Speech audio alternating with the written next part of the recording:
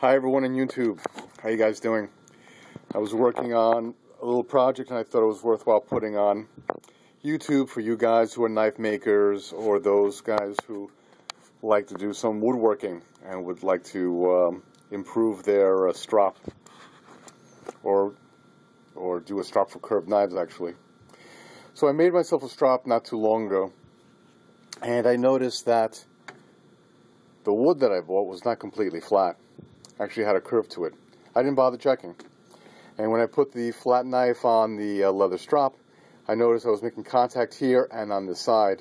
And I was trying every which angle to make the best of it without having to go peel this off and flatten out the back. And it just wasn't working out. I wasn't happy. So I peeled off the leather and took the back to the flat platen of my grinder and flattened it out. And you can pretty much see this was the original surface. And now it's true flat, and now it's going to work well with the my flat or straight edge knives. So then I thought, on the other side, why don't I get a little fancy and put a curve to it? And now I lost the focus. There we go. I thought, why don't I put a curve to it so I can strop my recurve blades or my hook knives or my karambits.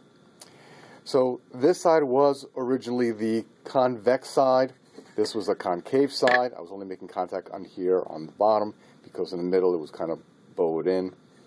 So that problem was taken care of. This side was already convex.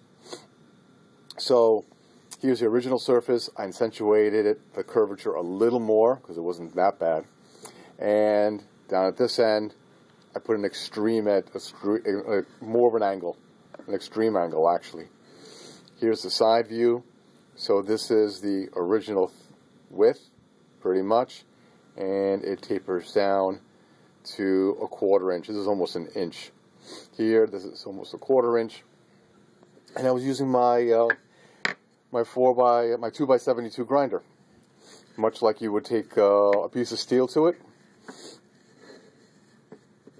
I took this piece of wood to it. Used a 36 grit and then an 80. Just to smooth that out a little bit.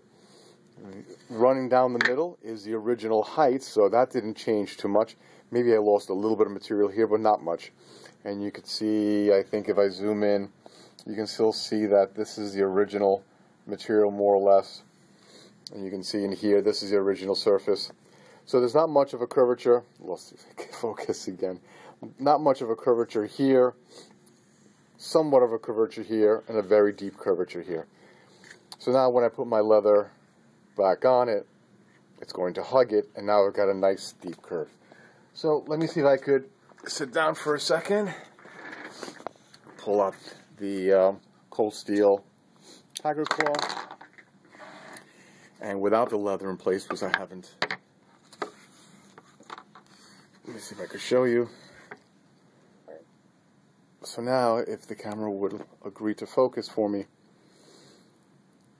I can strop this extreme curve on this side, and if I have to here, same on this, giving it, the same angle as the edge, which is something like a 20 degree, and it actually meets up with it rather nicely. If my knife had less of a curvature, then I would probably strop it on this side, and then again, almost no curvature, but a slight one, I would use this side then. And just to show you what was happening, or what would happen if I was to use the flat edge, it is almost impossible to strop on a flat edge. So I haven't seen this on YouTube, so I thought it'd be worthwhile, a quick vid, just to show you what you can do with a wooden strop if you do it yourself. Let me just zoom in here, just so you can see what I did. This is cedar. It's soft, lightweight, easy to work with. And you can see that there's a pretty nice curve on that end and pretty uniform. On this end, very little curvature. This took me an hour to do from start to finish, more or less. And I was working quick because this was for me, so it didn't have to be perfect, but it came up pretty sweet.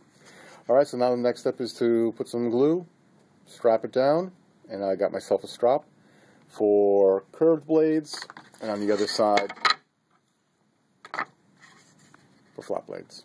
Alright guys, hope you think this was worthwhile. Take care. Bye.